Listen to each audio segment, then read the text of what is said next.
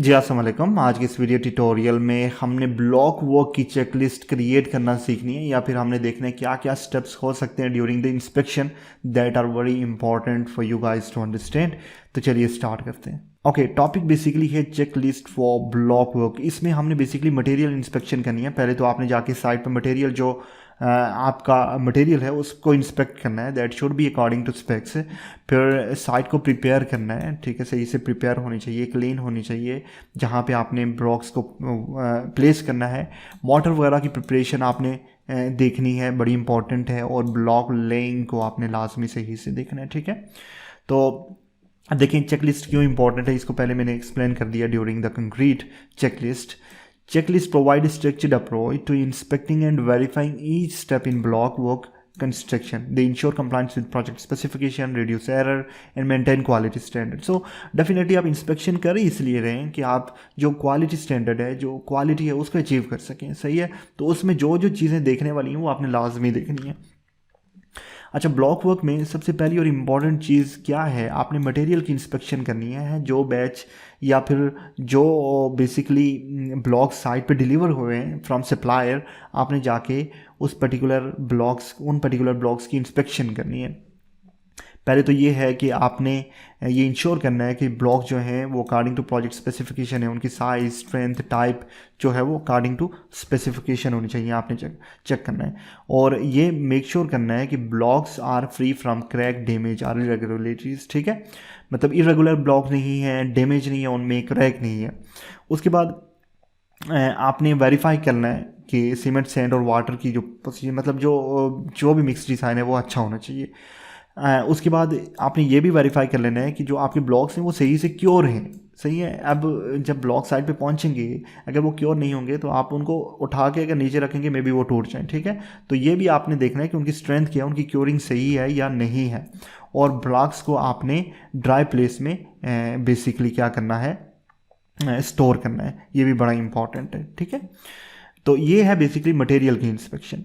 Next हम देख लेते हैं कि site preparation is also very important, कि जहाँ पे आपने ब्लॉक्स को प्लेस करना है वो अच्छे से प्रिपेयर होनी चाहिए। पहले तो ये है कि वो क्लीन होनी चाहिए, सही है। उसमें कोई मतलब इस तरह का मवाद नहीं होना चाहिए कि जहाँ पे ब्लॉक सही से प्लेस ना हो, उसको आपने सही क्लीन करना है। उसके बाद आपने क्या करना है कि ये चेक कर लेना है कि जो डॉवल्स बारवर्स, मतलब अगर मैं इस फाउंडेशन की बात करूँ, यहाँ पे मैंने ब्लॉक्स को तो डेफिनेटली कॉलम्स के लिए डबल बार्स होंगी, तो यहाँ पे भी डबल बार्स हो सकती हैं। तो इन बिटवीन आपने ब्लॉक्स को प्लेस करना है, let's suppose.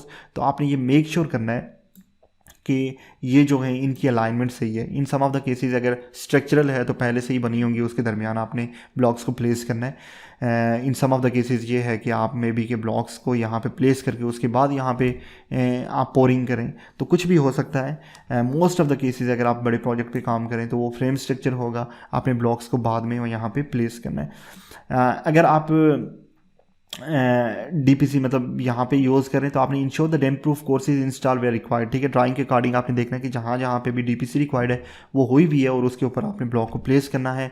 Confirm that the block वो लेआउट मैच अप्रूव ड्राइंग, ठीक है ना। जो भी लेआउट है वो according to the approve drawing होना चाहिए। तो ये साइड प्रिपरेशन की बात आ गई। नेक्स्ट हमारे पास आएगी मोटर प्रिपरेशन, ठीक है ना। बॉन्डिंग के लिए मोटर बहुत इंपॉर्टेंट होता है और इसकी जो स्पेक्स हैं वो अकॉर्डिंग टू स्पेसिफिकेशन होनी चाहिए। Ensure the correct mix ratio, ठीक है, जो भी होगी 1:4 आ गई, 1:5, जो भी अकॉर्डिंग टू स्पेक्स है वो इंश्योर करनी है कि होनी चाहिए। 1 सीमेंट 4 सेंट, ठीक है। Check the mortar is workable and use within the specified time.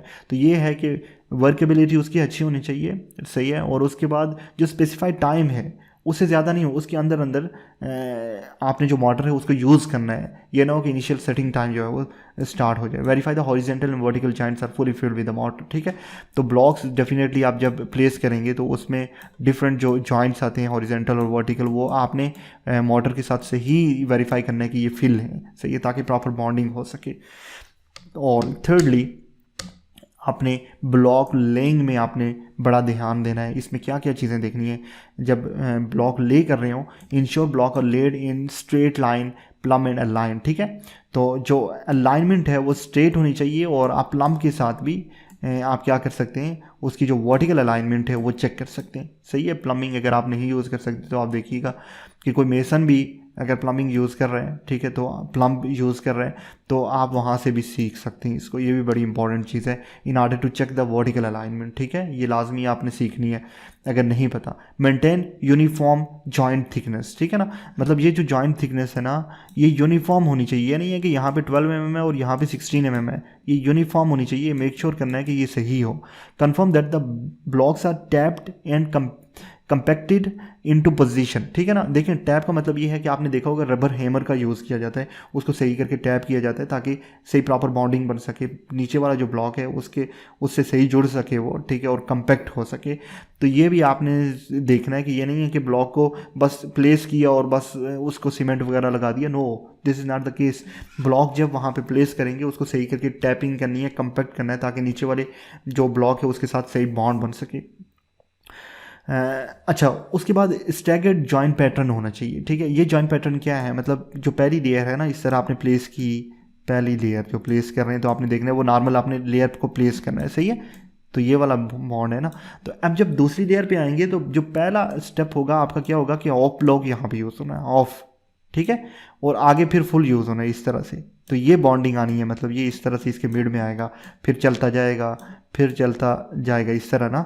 अब जब थर्ड लेयर आएगी तो इसमें पूरा ब्लॉक यहाँ पे आ जाएगा। तो ये प्रोसेस जो है ये कंटिन्यू होगा इस तरह टॉप पे। तो ये वाला बॉन्ड आपने देख लेना है ताकि प्रॉपर बॉन्डिंग हो, सही है।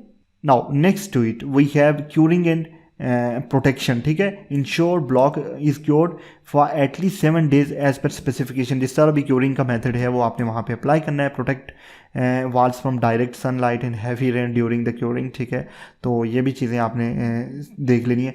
Prevent damage to block work from other construction activities, ठीक है ना, तो वो डैमेज ना हो डिफरेंट जो अदर जो कंस्ट्रक्शन एक्टिविटीज़ वहाँ पे चल रही हैं उनकी वजह से, वो भी आपने लाजमी देखना है।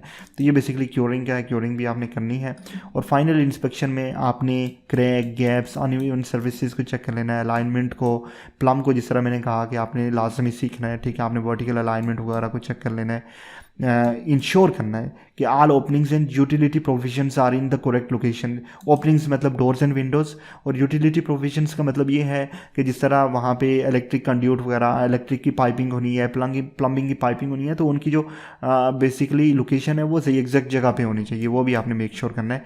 And confirm compliance with structural and architectural drawings, ठीक है ना। तो ये आपने कंफर्म कर लेना है कि this should be according to the drawing, सही है। तो this is basically the check list regarding the block work, this is also very important. ऐसे ही एज आई सेड अर्लियर कि आपने डिफरेंट जो वर्क्स हैं जो भी आपके साइड पे चल रहे हैं उनकी चेक लिस्ट आपने लाजमी क्रिएट करनी है और उसके अकॉर्डिंग ही आपने साइड पे इंस्पेक्शन करनी है, सही है। सो होपफुली आपको चीज़ों की सही से समझ आई होगी। मिलते हैं नेक्स्ट ट्यूटोरियल में, टिल देन अल्लाह हाफिज़।